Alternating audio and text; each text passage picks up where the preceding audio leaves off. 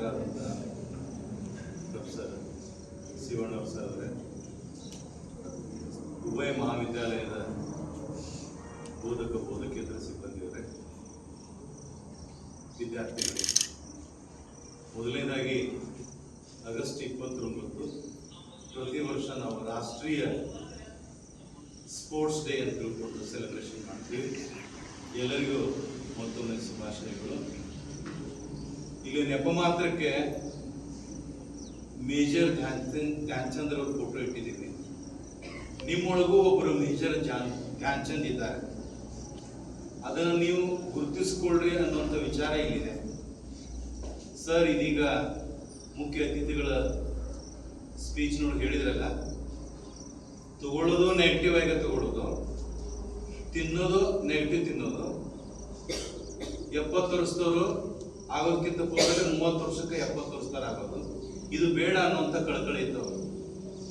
Sir ಒಂದು ಮಾತು ಹೇಳಿದರು, ಸ್ಪೋರ್ಟ್ಸ್ ಒಳಗಿದ್ರಿ, ಮೈದಾನದೊಳಗಿದ್ರಿ ಅಂತಂದ್ರೆ ನೀವು ಸಕಾರಾತ್ಮಕವಾಗಿರ್ತೀರಿ ಅಂತ. 100%. ಇಲ್ಲೇನ್ಮಿ ಬಹಳಷ್ಟು ಜನ ನಾವು ಸ್ಟಾಫ್ ಇದ್ದೀವಲ್ಲ, ಎಲ್ಲರ ಬಗ್ಗೆ ಹೇಳ್ತೇನೆ. ಪ್ರತಿಯೊಬ್ಬರು ಒಂದಿಲ್ದ ಒಂದು ಫಿಸಿಕಲ್ ಆಕ್ಟಿವಿಟಿ ಒಳಗೆ ತೊಡ್ಕೊಂಡಿದ್ದೀವಿ. ಇಲ್ಲೇ ನಿಮ್ಮ ಎದುರುಗಡೆ ಸ್ಟಾಫ್ ಇದ್ದೀವಲ್ಲ, ಎಲ್ಲರೂ ಫಿಸಿಕಲ್ ಆಕ್ಟಿವಿಟಿ ಒಳಗೆ ತೊಡ್ಕೊಂಡಿದ್ದೀವಿ. ಆರೋಗ್ಯ ಚೆನ್ನಾಗಿದೆ, ಆರೋಗ್ಯದ ಜೊತೆಗೆ ಮನಸ್ಸು ಚೆನ್ನಾಗಿದೆ, ಮನುಷ್ಯನ ಜೊತೆಗೆ ಭಾವನೆಗಳು ಚೆನ್ನಾಗಿವೆ. ಈ 3 ಚೆನ್ನಾಗಿತ್ತು ಅಂತಂದ್ರೆ ಏನಾದರೂ ಸಾಧಿಸ್ಲಿಕ್ಕೆ ಸಾಧ್ಯ ಆಗ್ತದೆ. ವಿದ್ಯಾರ್ಥಿಗಳೇ, ಧ್ಯಾನ್ಚಂದ್ ಅವರು ಅಟ್ಲೀಸ್ಟ್ ನಮ್ಗೆ ಹಾಕೋಣಕ್ ಬಟ್ಟೆ ಅದಾವು, 2 ಹೊತ್ತು ಊಟ ಮಾಡ್ಲಿಕ್ಕೆ ಊಟ ಸಿಗ್ತಾ ಇದೆ, ಇರ್ಲಿಕ್ಕೆ ಮನೆ ಇದೆ. ಧ್ಯಾನ್ಚಂದ್ ಅವ್ರಿಗೆ ಹಾಕಿ ಆಟ ಆಡ್ಬೇಕಾದ್ರೆ ಕಾಲೊಳಗೆ ಶೂಸ್ ಇರ್ಲಿಲ್ಲ.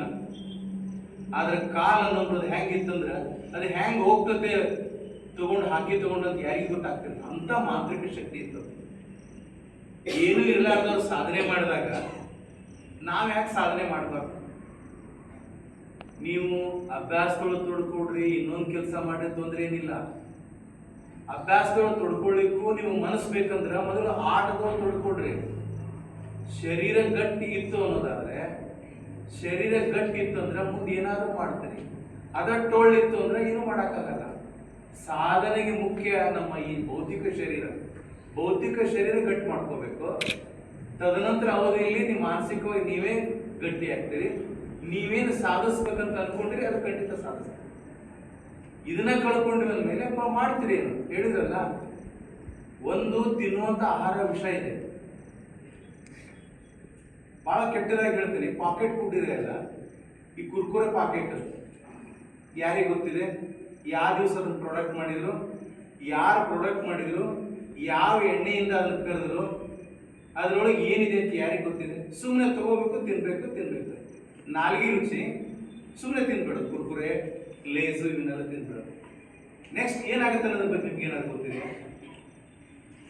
ನೋಡಿ, ನಾಲಿಗೆಗೆ ಯಾವುದು ಟೇಸ್ಟ್ ಅದು ನಮ್ಮ ಒಳಗಡೆ ಇರೋದಕ್ಕೆ ವಿಷ.